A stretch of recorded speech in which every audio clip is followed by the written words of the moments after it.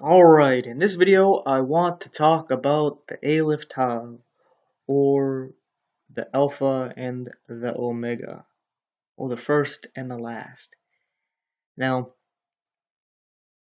years ago I listened to this fella whose name I can't remember at the moment, who would actually teach ancient Hebrew. So he wouldn't teach Hebrew, he would get into the ancient letters, because each letter had its own meaning. So if you had your own meaning in a letter and you built a word, that word told a story, right? It's kind of like what you see in the Asian written languages in China and Japan, where they have characters. They have like pictures that they draw out, which are their letters, and each letter has its own story and meaning to it. And that's how it was with ancient Hebrew.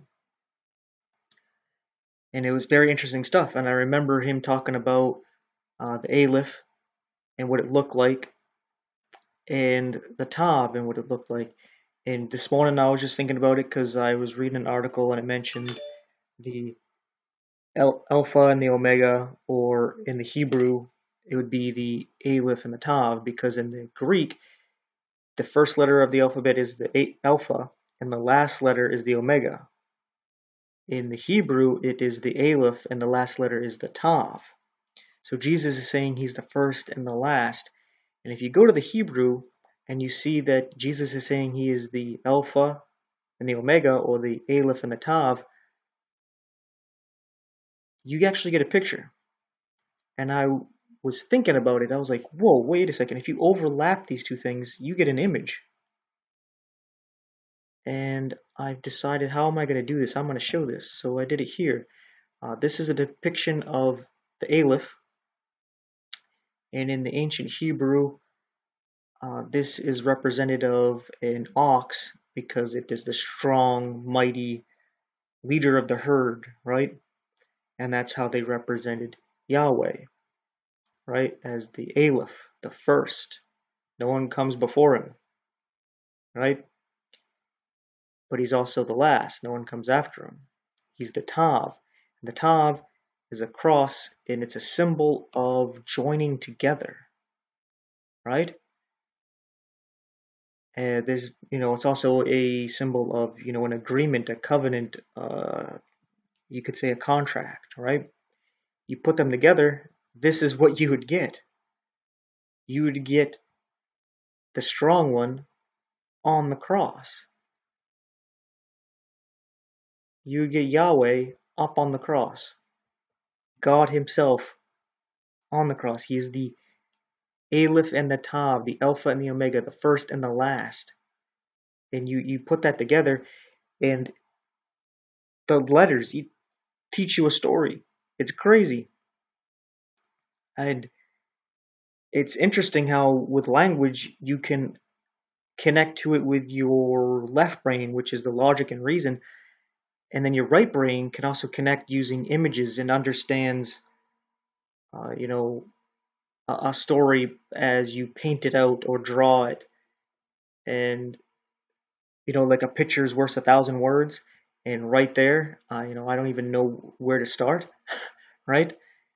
You get the picture here. You get God on the cross, right?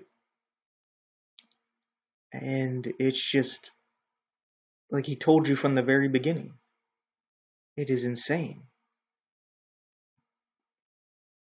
And this reminds me of the Passover in Egypt with Israel, how they were to uh, sacrifice a lamb. And let's go to a paintbrush. Let's go to some red. And well, first let's do some black here. And let's say this was their doorpost. You know, here's their door, right? Let's do this here. Oh wait, I don't want to move it. Yeah. So this is their door, right? They would have to kill the lamb, And on the left, they would put the blood.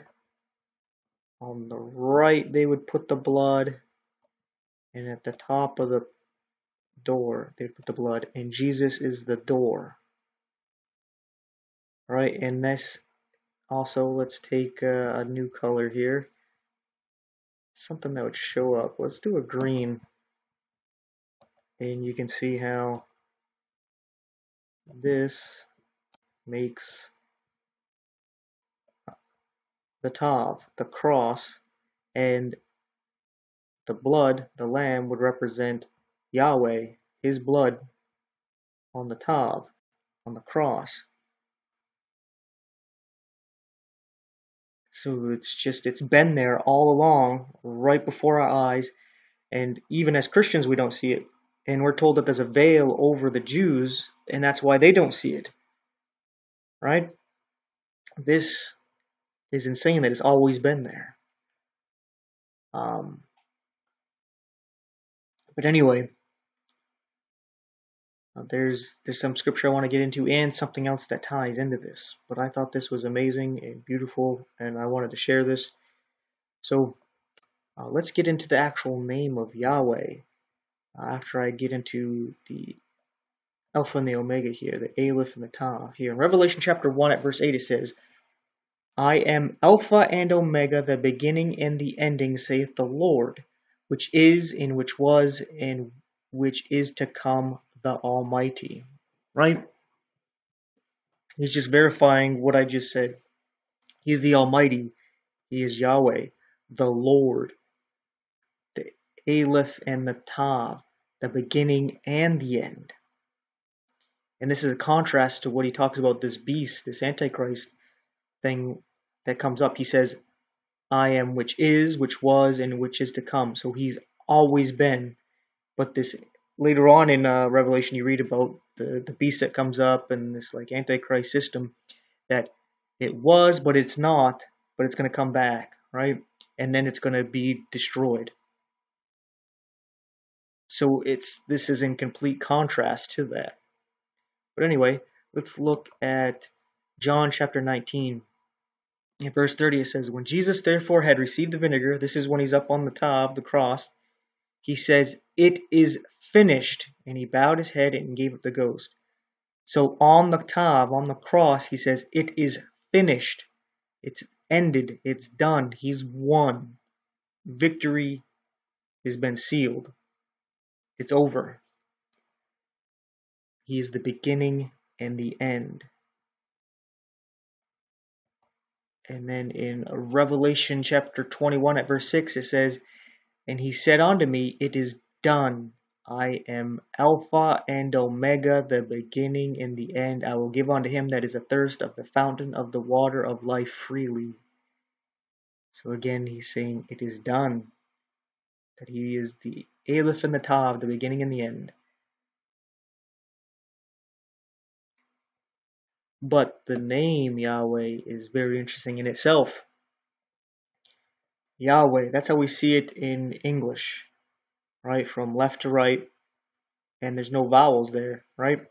But in Hebrew, you read it from right to left, and the vowels are actually put in by these little dots that they have that would match up with the actual consonants. But anyway, each in the ancient Hebrew, I can't even say the word, my tongue twists up when I'm trying to say it, but basically the ancient original Hebrew, each letter meant something, right? And the Yod meant hand, the He means to behold, the Tav is a nail, you're bringing something together, right? And again, behold. So it's saying, behold the hand, behold the nail. Check this out. In John chapter 20, at verse 27, it says, then saith he, being Jesus, to Thomas, reach hither thy finger, and behold my hands, and reach hither thy hand, and thrust it into my side, and be not faithless, but believing. And Thomas answered and said unto him, my Lord and my God. Why did he say that? He saw Yahweh. Behold the hand, Behold the nail. Right before him was Yahweh. And he realized it right there. He beheld the hand, he beheld the nail, and he said, "My Lord and my God." Isn't that insane? It's crazy, right? But we can see here Yahweh up on the cross, and that cross is a symbol of joining two things together. He joined us to him, he joined our flesh to him, so that he could put our flesh to death, which was at enmity against him, at war with him, and he made peace by putting to death our flesh, by joining us to him. And then we can be born again, even though we're still got this flesh. It hasn't been manifested, it's dead yet. But inside, we are born again. It's kind of like a caterpillar becoming a butterfly. We're this flubby little caterpillar, and we dissolve into this shell that's our body, and then we are being put together in the image and likeness of God, and we can break free from the cocoon when we die or a rapture happens, and we're joined one flesh with Yahweh, with Jesus, because this is a marriage covenant. It is like a marriage ceremony. It is crazy. Just all of this in a couple of letters. A picture's worth 1,000 words, and I'm not sure how many I've used already. But anyway, that is actually that. So thanks for watching, and take care.